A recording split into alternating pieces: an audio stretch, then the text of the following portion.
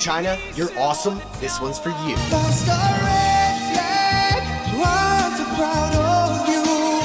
Right, this is going to sound a little bit weird, okay? But this man right here, you know who he is. And you cannot tell me otherwise. Don't worry, he's not like that weird bloke with the monobrow that you supposedly see in your dreams. Although I wouldn't be surprised if you now see this guy in your nightmares. I guess I just never knew that you could have daddy issues over a country. Daddy issues so severe, might I add, that he not only feels the need to sing about the country, but also to dress up in the colours of its flag. I feel like it's only a matter of time until he starts appropriating American culture to make it Chinese. The lion, yin and yang, the panda of the opera. With a voice like that, even I'd go to his next production of The Greatest Chow Mein. But regardless, you know who this man is. I know you do. Let me try and give you a name to jog your memory. Bart? No? Bart Baker? Still nothing? Bart Baker's probably the only YouTuber who's made it to 10 million subscribers and still has no one who knows who he is. But there is one way that you might recognise him. How do we do this then? Look away for a second, lads. How about now? I'm looking at myself in the viewfinder here. I'm starting to jog my own memory. Oh, please don't make me remember. A few years ago, parodies were quite the rage on YouTube. I never liked them, really. In my opinion, basing your entire channel around things like mocking other people's work or just being generally insensitive to others, it's just plain immoral. What are you looking at? In 2013, artists like Taylor Swift and Miley Cyrus would struggle to fart without 30 different parody channels attempting their own rendition of it. The parodies would always utilize the same themes. Taylor is a psycho ex. Miley went off the rails. I love a good meme. Now, surely people would get bored of that, alright? You'd hope at least. And they did, after 3 billion views. I don't think I've ever seen someone squeeze blood from a stone like Bart Baker did with Taylor Swift. He even uploaded a video titled Taylor Swift Reacts to Look What You Made Me Do parody by Bart Baker. She freaks out. She doesn't freak out in the video, by the way, because it's not actually her. But that little insignificant fact didn't stop 10 million people from clicking it, and it didn't stop 160,000 people from liking it. Ladies and gentlemen, the things I would do for 160,000 likes. A lot of things. Disgusting, immoral things that I probably can't even admit in this video. Let's just say I'd most likely be left with bruised knees and a severe case of lockjaw. What I'm trying to say is, like this video, you might just get lucky. Needless to say, from the clip I showed earlier, Bart Baker has somewhat moved on from making parodies. Another one of my personal favourite nationalist covers he's posted is the following. Welcome to the glory days,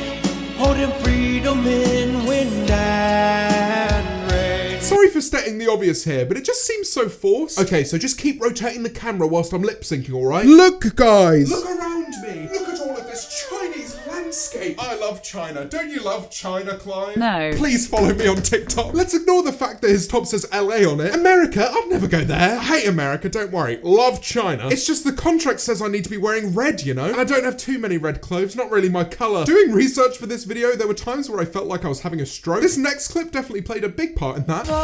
When the companies go down, ringing out fate from its own. Is that an Iron Man costume in the back? I feel like I'm gonna snap. Proof that YouTubers get paid too much. And there's also one TikTok that I have to show you it. That's really cute.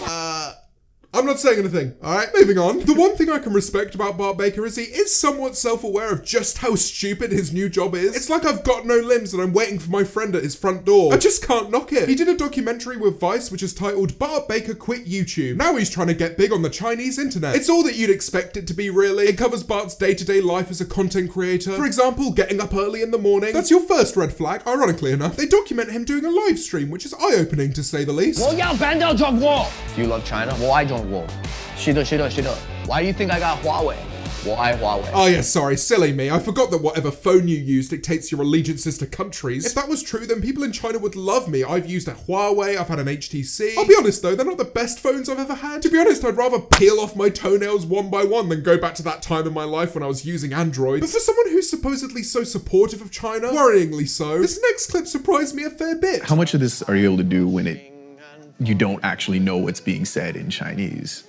Oh, it's all. I don't know any of it. He's got no idea what's going on. That's interesting because he's sung about the Chinese language in some of his songs. The world is studying in Chinese. Listen carefully to what Chinese language means. How are you going to look at a camera and sing about how great it is that people are finally listening to the Chinese language when one, you're not singing in Chinese, and two, you don't even understand it? How has he managed to stumble upon success like this? He probably has no idea what people think about him. Actually, that sounds pretty good. I can make all of these videos and get all of the views without being constantly reminded that I look like the warped love child of Jack Black and Human Shrek. But if you do want to see what Chinese people think about him, there are videos for that. I wouldn't recommend that he watches them, nor anyone else, to be honest. What do Asians really think of Bart Baker? You see?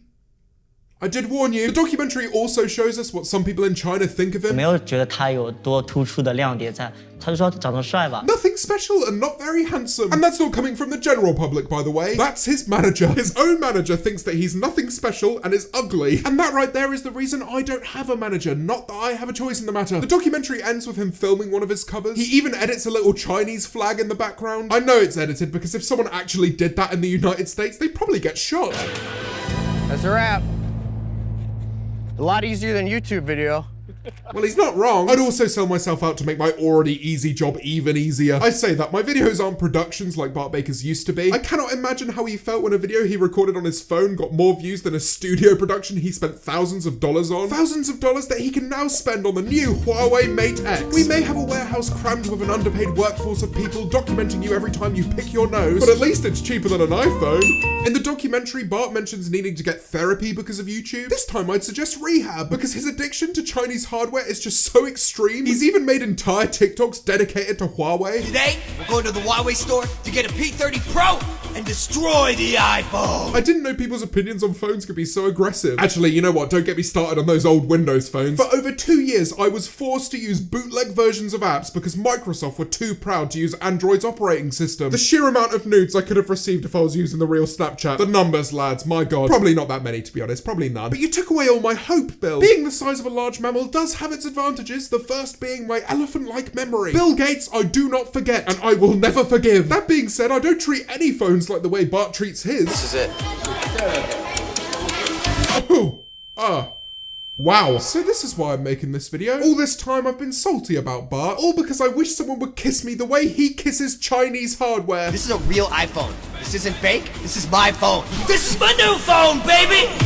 See, now I'm just confused. I do want the pure undying love he shows his Huawei, but the way he smashes his iPhone on the floor like it's nothing just really pounds it, you know? Let me watch that again. This is my new phone, baby!